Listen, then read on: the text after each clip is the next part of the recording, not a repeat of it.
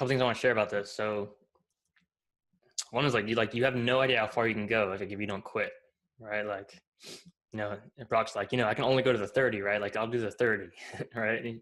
Like he literally does not believe he can get to the 50, let alone the 100, right?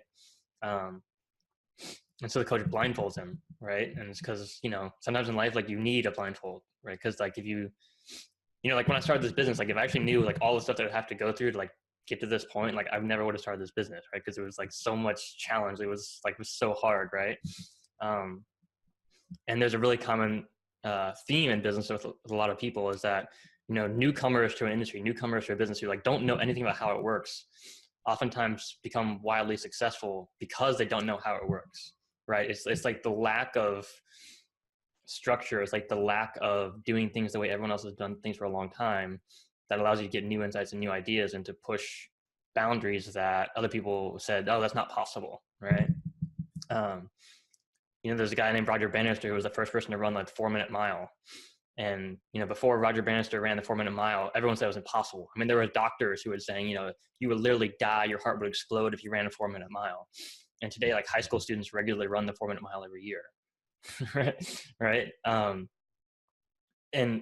as soon as he broke that barrier, so many other runners broke that barrier too, right? It wasn't a physical barrier, limitations of the human body. It was a barrier mentally, right? And so many of us, like we have these barriers and we're often blind to them, right? And I think that's what being a good leader is like, his coach believed in Brock more than he believed in himself, right?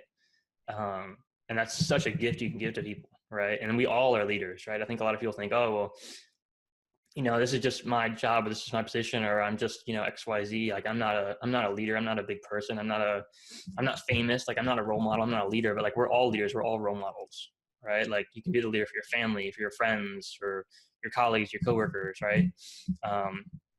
And you can believe in them more than they believe in themselves, right? And you can say, you can go, I believe in you. I think you can go a little bit farther. I think you can do a little bit more, right? And that's such a great gift to give to people. And like, I mean, just with my mom, and since I've been here, she has a desk that's just like covered with clutter, and it's so much clutter that she's like afraid of it. Like it's like, and she was like, I've been putting off cleaning my desk for like months, right? And I was like, Mom, I believe in you, and like I'll help you, and like we can do it together. And like now it's like halfway clean yesterday, and today it'll be completely clean, right? Because I believed in her. Right. And I gave her that gift of like saying like, you can do this, you can overcome it. And for me, it seems like a silly thing, right? Because like for me, cleaning off a desk is like easy. I'll just do it. No problem.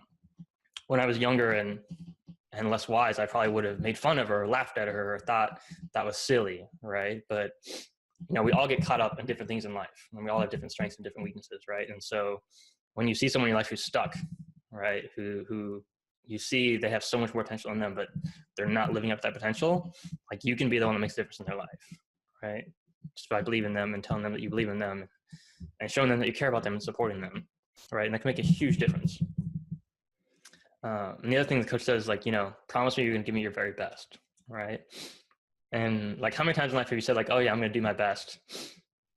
And then, you get to that point where like your arms start to hurt, you're near the end and you just give up, right? You say, I'm going to take it easy. I'm not really going to push. I'm not really going to give my best. I'm not really going to push that hard, right? And so, see if you can push yourself, right? Like Mark's doing that insanity workout, right? So Mark, don't take this too hard, because if you do the full 90 minutes insanity too fast, you might hurt yourself, right? but you can still push yourself farther than you might have done otherwise, right? Without hurting yourself, right? And I think we can all do that in every area of life. Like we can push ourselves. Like Sarah was talking about pushing herself too, right? Like, and this is so awesome and so inspiring to be part of a group of people who are all doing that, right? In all our areas of our lives. And so yeah, I'd love to hear.